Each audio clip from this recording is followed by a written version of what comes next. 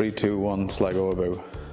Hi, Ross Mannion, Co.Sligo Rugby Development Officer here with Connacht Rugby. So I'm obviously mainly based in County Sligo, working on growing and developing the game in schools, getting kids to go from the schools out to the club and in different communities around the county. Yeah, so during the academic year we're in national schools, secondary schools, delivering tag rugby, contact rugby, depending on what the school wants. We were linking with the Sligo Sports Partnership in terms of interaction with different communities that wanted to do introductions to tag rugby, be it young kids, be it adults. Obviously working with the club, trying to get more people out playing. Working with all the different age groups out there, so there's like a tribe and juvenile section, they've youth boys teams all the way up from 13s all the way through to 18 and a half. They have girls teams now under 10, under 12, all the way through to 14s, 16s and 18s, senior ladies team. Obviously a very competitive men's team in the All-Ireland League.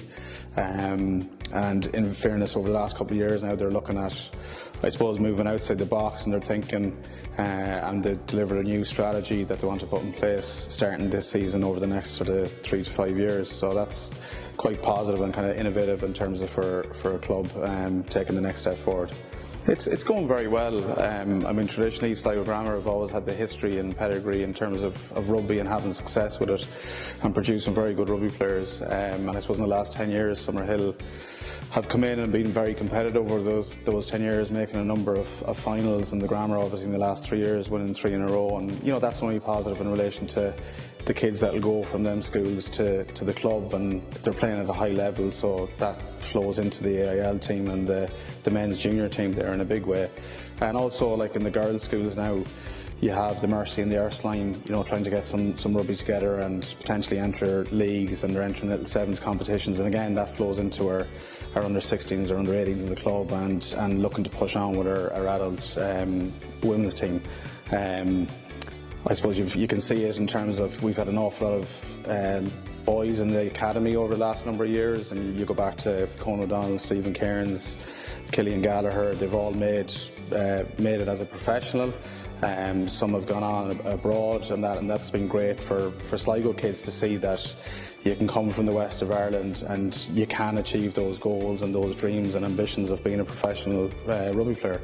So I suppose around 1995 when the World Cup was on, it kind of opened my eyes to rugby, and then a bit of encouragement probably from a teacher and just a coincidental bumping into someone from the Sligo Rugby Club. I actually just said, yeah, I'll go out and give it a go.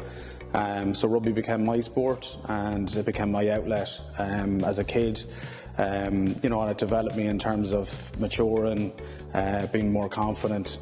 So I just feel like I like to give back in some respects what I got out of rugby to the kids I meet on a daily basis. You know, rugby isn't a sport that is out there. It is available to the masses in terms of through the professional side of the game, but in terms of within our schools and things, it's not something that's played regular like, you know, your Gaelic or your soccer. So I think it's great when you open their eyes to it, and I suppose I'm hoping that the experience I got back in '95, what I'm doing now is opening doors for kids to come out and enjoy the game and get out and play with Sligo Rugby Club and hopefully with Connacht in the future.